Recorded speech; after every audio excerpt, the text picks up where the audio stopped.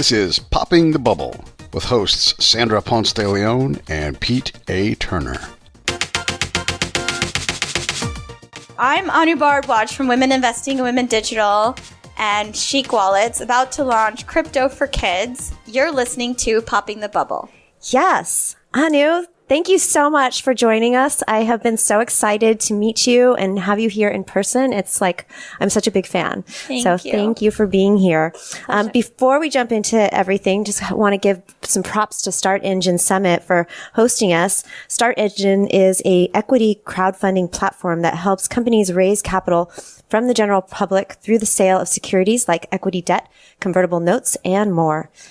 So we're here in lovely Santa Monica and, excited to talk to some crypto influencers like you, Anu. Thank you. I just want to start because just to kind of, set the stage for who you are. Like I said, we've kind of been in the same groups and the same circles and women in crypto circles.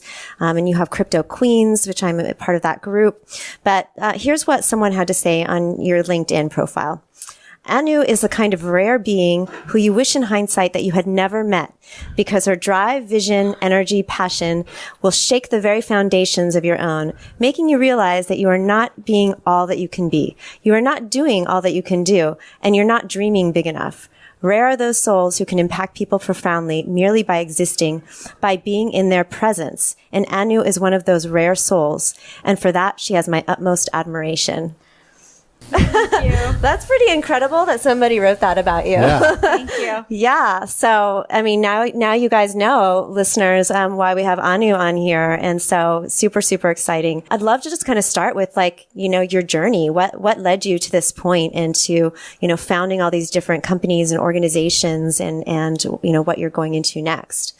Absolutely. So I'm gonna dial it back to my academic career. I won $500,000 in scholarships and grants to live, work, and travel Amazing. In over 60 countries, and that was during graduate school. And so I ended up living in Washington, D.C., did my master's at Georgetown in a program called Communication, Culture, and Technology. And then I won another major scholarship to go to Singapore, the National University of Singapore, where I was in management of technology, and ended up finishing grad school in Washington and moving to Stockholm, Sweden. Met and married my husband within 3 weeks, and we were in the Royal Kingdom of Sweden. What? Yes. 3 weeks? 3 weeks, but he was awesome. He's awesome. He's a badass. And so we went to Sweden, and there I did my MBA at the Stockholm School of Economics on full scholarship. Wow. And when I finished, I won a Fulbright to go to IIT Bombay in India. And the study that I was working on was high growth women entrepreneurs. And we were extremely interested in the space of access to capital, which is like the reason why a lot of women entrepreneurs don't progress and get to high growth because they have troubles getting funding. And my professor knew my academic background, and he's like, we've never had a character like you that's been all over the place. And why don't we make a global benchmark?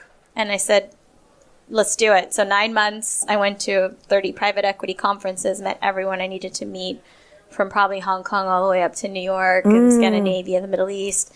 And I built out this entire Rolodex of the top people in private equity, venture capital, institutional investing, sovereign funds, pension funds, and ended up doing a global benchmark on women in private equity. Now, the thing about that space, the private equity space, is you have a lot of money floating around. Women control a lot of assets, but at the same time, the traditional private equity industry is largely male-dominated. So what do we do for these women that are in the minority, right? We want to see more. So I ended up working with a Middle Eastern fund when I finished Fulbright. It's called Abu Dhabi Investment Corporation, MENA Buyout Fund. And they were my first client. So this was in the Emirates. They flew me out there and I signed. And I was their Nordic strategist. And then I worked for a Nordic fund and I was their Middle Eastern strategist. Okay. And then I became a strategist for India funds and other funds. And then later, U.S. Department of Commerce and State Department contacted me and said, okay, we want you to help U.S. funds, but not just one at a time. We want you to help the whole industry, venture capital, private equity industry. So I got involved in large-scale fundraising, did that for about 7 years with these players at the top levels. raised a lot of money, but the thing is, it was all men. So it was men investing in other men. And so I said, now we need to create a platform called Women Investing in Women. So that's when this whole thing started. Private equity focused, venture capital focused. Then I was interested in crowdfunding, angel investing. And now we've created this platform called The State of Women that includes a radio and TV network, 1 million followers on Facebook, global summits and seminars all over the world. And I said, let's focus and put it on blockchain and crypto, because this space, we can actually get women at the poorest levels access that they've never had before. So my whole initiative for the past year has just been focused on this space. And I'm an investor in a crypto. I dabbled into crypto investing myself, partnered with 2 tech companies in Canada, and now have launched Crypto Queens, which you're a part of. Yeah. And we are about to launch Crypto for Kids, which my 7-year-old came up with. And it's a game, and it's a crypto app that's going to be ready in 3 weeks on iOS and Android. So full end-to-end. Getting your kids into it already. Well, she got me. Like, she said, Mom, I see you going to all these conferences. What's there for me? And I said, I think we're going to have to create it, Arya. And she's like, okay, can I design it? Can I make the logo? And wow. She's done it. Oh my God. Finished. That's amazing. Yeah. Wow. Yeah. Incredible. So we partnered with NEM. They are the seed partner, and one of the top people there, Alexandra Tinsman, mother of 3. She and I met at UN General Assembly. I took her to an event with me to the United Arab Emirates permanent mission, and one of our partners from Sharjah was there. And I said, Alex, we're going to do some great stuff together. And she's like, let me connect you with someone you should meet. He's a father of 6 under 8. And he's going to be all over this. So let's talk to him. And so we're going to have something ready in 3 weeks at Blockchain on the Beach. And we're going to announce what we're doing there. Wow. Yeah. Super exciting. And what's Blockchain on the Beach? So Blockchain on the Beach is the culmination of everything I've seen over the past year. Now, I have gone to Russia with Crypto Lady, 900 women traders. I went to Australia, addressed women in Sydney and Melbourne. I was in Norway just last week with Oslo Innovation Week, where we curated the entire first day. And the Norwegians are amazing. They said, we're not going to tell the world the future is female. We're going to show them. So they had all women speakers the first day. That is so awesome. President Obama was there. And we also partnered with Swiss Crypto Finance Conference in Half Moon Bay. And they had a whole diversity and inclusion session that Crypto Queens led. So over the course of the year, I've been taking my community and merging it with other, major conferences like Start Engine also, and said, what is the space missing? And what is the conversation I wish I had seen all year? And Blockchain on the Beach is exactly that. It's the future of crypto, where we have 6, 7, 8-year-olds talking about what they're doing with their crypto. We have this rock star coming from the Sultanate of Oman. His name's Max. He goes to a different country every semester for high school. And Max has built his own Bitcoin rig. And so he and Arya are going to build a mine on stage for the other little kids to watch. Wow. And we have Ryder, who's been investing his crypto allowance and made 10 grand, and he's put it into summer camp for coding, and he's going to talk about what he did. These kids are rock stars. So this is the future of crypto. It's not some guy with a cool, I'm going to build this with my $100 million app. It's like these kids that are saying, this is what I'm doing. This is how I'm going to use it, and inspire other kids. And then what we're going to do is have a session for women led by Crypto Chicks. Yeah, it's an afternoon. Launch your own ICO, your own coin. Because we're telling women to invest in ICOs. What is an ICO? Let's teach them how to make a coin. Let's teach them how to make their own ICO. So this is the kind of content that, if we want to see more women in this whole equation, we need their skills. And we're also going to inspire the young people who are actually going to drive this digital economy. Right. So that's Blockchain on the Beach. And then focus on Blockchain for Impact on Monday, which are the technologies that are addressing UN Sustainable Development Goals. So before everybody gets scared and ICOs and scams, let's talk about what's actually working for hunger, for poverty, for climate, for women, for refugees. Like, there's some cool technologies out there that are going to be game changers. And we need to get that in front of the family offices and legislators and regulators. So that's what our game is about. And we're going to scale globally next year. So this is a launch in Laguna. And it's women who are joining forces, mothers who are bringing their kids, saying, I believe in this, I believe in our future, and let's do this collaboratively. Amazing. Yeah. Wow. Incredible. How do you, if you're looking at women versus men, in the investing game, how do our behaviors differ? So this is a great question, and this is the core of why we exist and why I spend like 20 hours a day doing this. So men are more risky. Women are risk averse and less confident. So you teach a woman how things work. They're like, I know how to do this, and boom, boom, boom. And before you know it, she's doing 10 things and she's doing what she's supposed to be doing, right? And with men, they're like, I'm just going to test it out. If it fails, it fails. Put 100,000 on this, or put 10,000 on this, and take these bets. Women, on the other hand, research and research and research and research and research. And then they're like, I think I'll just do like $5,000. And that drives me bonkers because, number one, it's like, you know more than the guy does, but you're not willing to pull the trigger. Right. That's not speaking for all women. The women that I know are like alphas. They're super alphas. They're like out there doing, riskier things. But for the most part, that mentality, it's more testosterone driven, and it's more associated with male. So I would say that performance-wise, there have been studies where it's shown that women traders actually outperform. Really? Yeah, they do. The traders. It's a scientific study that they did because they're more cautious and analytical, and not to say the men aren't, but it's just this is what the data has shown. Yeah. What would you say to a woman or man for that matter that just wants to get into the game? They don't know anything. How and where do they start?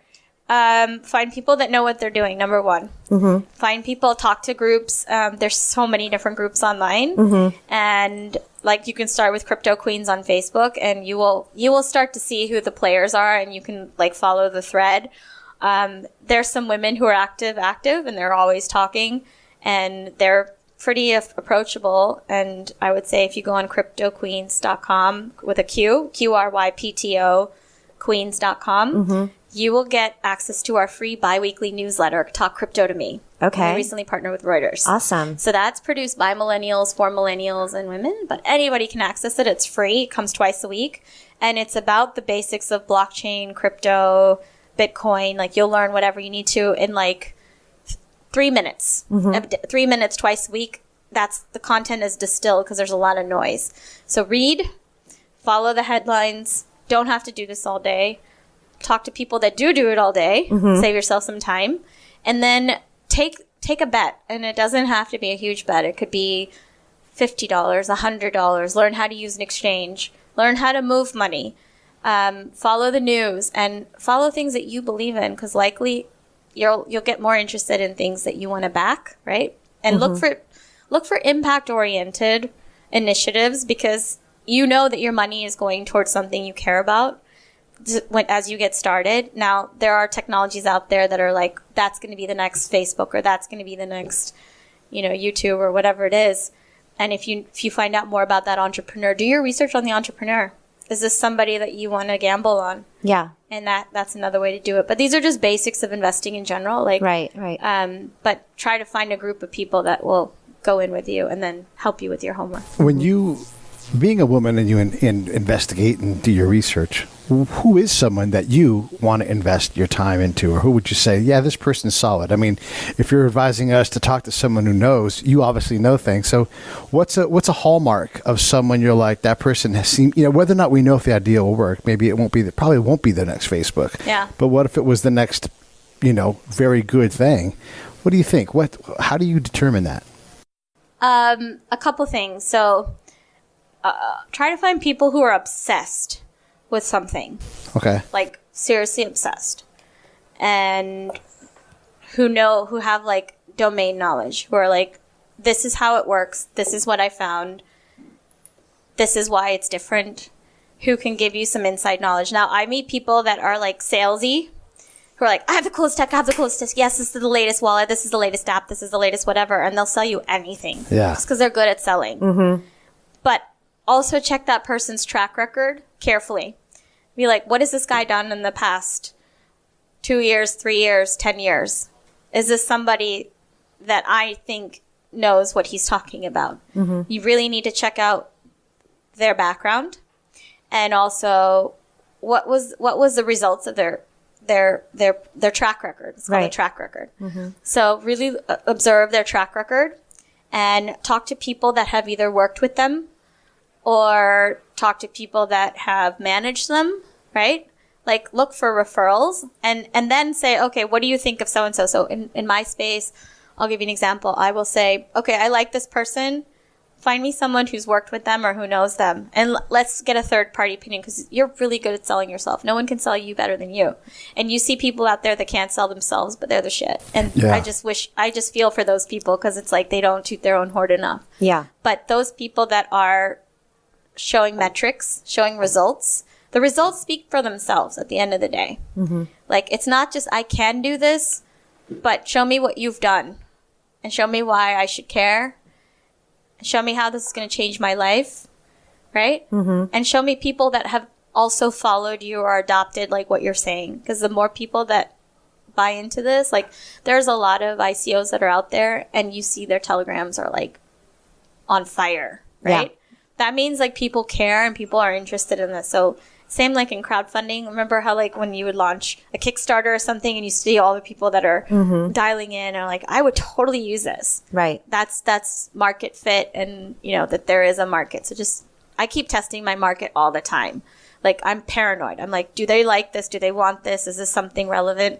I test my relevancy like crazy. And not just with my older followers, but my millennials are so iffy. I don't spend $1 on marketing. I don't spend $1 on my community. I don't spend $1 on any marketing. And we have over 1 million. And they're there. They may not like, share, or post or any of that stuff, but I know they're there. I know they haven't disappeared. They're listening. Right. And now I've got this younger audience with Arya, my little one, 7. Mama, did you know this? Mama, did you see that? And it's like, oh no. So now, they're reading and then I'm like, cool. Is this interesting to you? Like, yeah, I want to learn more. Okay, great. So now I have like my own test market. That's amazing. That's amazing. How do you distill? Because sometimes you can just get lucky. You can be there. You can be riding on someone else's coattails. Totally. And you can happen 3 times. And you really don't have a mastery of the marketplace. And I've met and talked to a lot of people where I'm like, oh gosh, it just sends my senses off. But I can't really intonate what it is that I'm looking for, that they're missing, that maybe I'm missing. Can you speak to that at all? Like adoption? Or like distilling when luck stops and actual capacity takes over. You're like, yeah. So then in that case, this is also adding to your previous question. Right. How do you know who to bet on? Look for persistence and look for grit. Okay. There are a lot of smooth talkers out there, BS artists. Yeah. Show me what you can do when the times get rough. All right. If you can weather storms, take a bet. And my first investor, who's also my attorney, he was one of the authors of the Jobs Act. He and I had this meeting in Singapore when I first met him. And he asked me to tell him my story. And it's a very long story. And I was telling him this happened, and then this happened, and then this happened. But I still kept going. And he's like, you just won't stop until like it's over. And I'm still like, it's been 4 years. And we were talking this morning and I found out that he fired one of his clients. And I called him this morning. I'm like, oh, I talked to this client of yours. Like, you fired them. I heard. He goes, yeah, I've been with you for this long and I haven't fired you. And I was like, so I was like, okay, yeah, that's a good sign. So it's like, I move pretty quickly. I don't always know what I'm about to do. And this is where, again, it's like an investor entrepreneur fit. I just feel it in my gut and I'm like, we got to go. And I'm not going to sit there and explain it to everyone. I'm just going to go because it's like a house on fire. It's like, you got to put it out. You got to do this. And there's time. Everything's time. So this crypto app, we like rolled it out in like 3 weeks. Wow. Like from concept to end, it's like everything is this, boom, boom, boom, boom. Who's funding, who's designing, who's whatever. It's literally like, I don't need to go do an ICO. I don't need to go talk to angel investors. This is how we're going to execute it. It's done. It's there for the kids. What's it called? Crypto for Kids. Crypto for Kids. That's right. K okay. For K. All right. K cool. for K. Nice. K4K.rocks is going to be the domain. Okay. Awesome. Yeah. I kind of want to take a step back because, I find you so fascinating and obviously you're a super driven, motivated person. And I just kind of want to know, was there like a point in your life, an aha moment or something that happened? What is it that drives you? Or was there a particular time in your past where you just said, okay, I'm a rock star and I'm going to fucking rock it? Yeah. I think the moment comes when you realize your own self-worth, right? And it comes down to, I have dreams and this is what I have to live for, right? And I want to make a mark, but I also know that there's a lot of women on the planet that can't live for their dreams. And this is the saddest thing. This breaks my heart because of who they were born to and where they were born, right? So I'm one of the lucky ones, I would say. And if you look at the women in India, and I'm speaking out, and I'm probably going to get, a lot of slack for this, but it's in certain parts of the world, really, like, there's no way out. And it just gets worse. And it's all based on where you were born and how you were born, right? And that just drives me bonkers. And so it's like there's some of us that say, I can see a world like this, and some of us that say, I can't. Right. And I won't. And I have a little girl, and I look to her future, and I say, is this the world that I want for her? Right? So part of this is realizing I have a little one. Yeah. And what does this world mean for her? And her father is like super supportive. He's like a rock and is all about helping her be the best that she can be. And so as long as you have supportive men around you, and I'm not saying this is a women only problem, I'm saying men invest in women more than women invest in women. And that's what I've seen for a fact. And if you go back to my country and you see what's happening to women and girls, I look to the women and say, why are you letting this happen? Why are you standing silent and watching this happen? It's your duty. Because 55% of my audience is actually male. Why is that? That's crazy. Why is that? It's women investing in women, right? So this is my way of saying I'm proving a point that we're not bashing men. We're celebrating them. But women need to step up. Yeah. It's time. Heck, it might be that as a man, like I believe, I mean, I love doing shows with women because you guys are doing awesome things. Thank you. And you you're ladies a are father doing of awesome a daughter things. as well. I'm a father of a daughter. That changes the game. Like when men have daughters, that's like you become even the if I biggest didn't have a supporter. daughter, though, I mean, it's still like I believe in like we all can do these things. I mean, Totally. we're talking about crypto. Yeah. No, I get it. My daughter's going to be educating her dad soon. Like he's like, what is she talking about? So we went to St. Kitts. I took her for a conference, and Roger Ver was speaking, and he was talking and talking and talking about Bitcoin and how he got into it. And on an Now, interview. who is Roger Ver? He's the Roger Ver is one of the earliest Bitcoin investors. He's part of Bitcoin.com. He's like one of the earliest. Like if when we say Vitalik Buterin or you understand, like Satoshi. Right. So there's like some names out there. Yeah. So he's one of the earlier guys. And so he was there, and he has his operation in St. Kitts right now. He moved his whole operation offshore. Is that because it's like more tax friendly? Okay. And it's like there's a lot of incentives, and I'm not going to talk about them right now because they're in like some legislation flux. But Arya was there, and I said, Arya, what is he talking about? And she goes, Mom, it's just digital money. You can buy things with it, and they'll ship it to your door. Hilarious. In like one sentence. I was like, that is flipping brilliant, because everyone's like, what is this Bitcoin? What is this? It's digital currency. It's like, it's the future. Yeah. And these kids don't know the difference because they can buy stuff with it. Yeah. And they're already used to using digital currency and games and things like that. So it just translates. Yeah, it's amazing. It's almost like they don't have the legacy of the fiat currency that we are trying to overcome. Right? And, it's like, but wait, I can't hold it and feel it.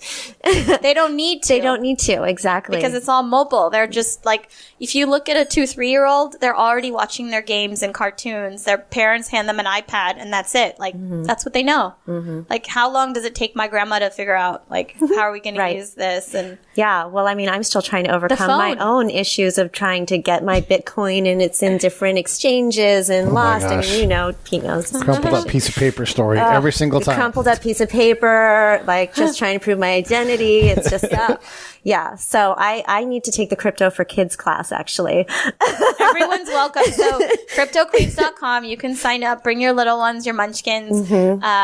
It's a small group. We don't want to blow this up. It's not a huge conference. It's designed for people that really want to see where their future is headed and also get the kids on board. And so small group, small environment. We have an event planner just for the kids. They have their own program so the moms can do their thing, yoga, meditation, and networking in nature. So it's not like over drinks or something. It's like something by the beach, by water, air, it's like really natural. And it's like, this is where we're going to have important conversations. Yes, absolutely. Those are the best conversations by the beach anyway, right? It's First called thing, work for some of you. first thing I did was take a picture of where we were working at today. So, yeah, it's Santa nice. Monica will grow on you. Beware. It's pretty nice. Yeah. And I heard that these days you're a digital nomad. Yeah, I just sold my house in Laguna Beach. I was living right across from the Montage. And I went to Australia to judge Shark Tank in Melbourne. They have an Australian Shark Tank.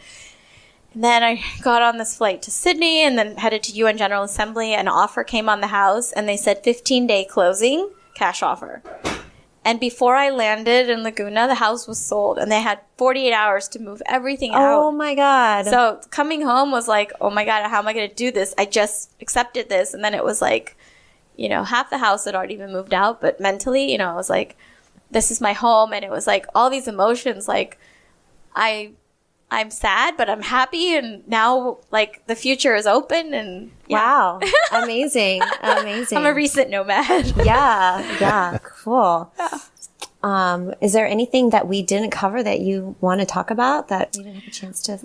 So I'm gonna say that the space where we talk about women in crypto and how do we get more women in crypto, I think it's hypercritical because this industry is not going to survive. These parties are not going to continue unless we include women and make it more diverse, because adoption is the key to this whole industry transforming what already exists. Right. In order for it to go mainstream, you have to have women on board. Yeah, completely. And women make 85% of the consumer decisions. So I really want the ICOs out there to be thinking, what are we doing? And don't try to do it yourself. Please don't.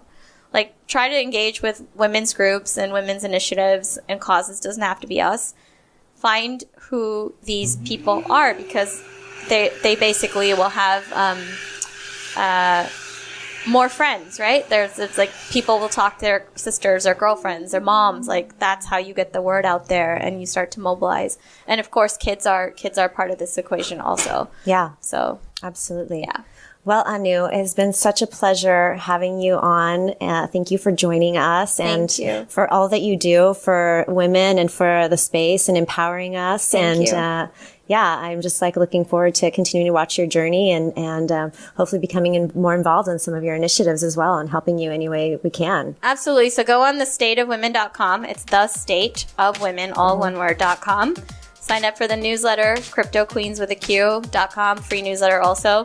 And stay part of the conversation. And yes, we look forward to having you in our community. Awesome. Thanks, Anu. Thank you.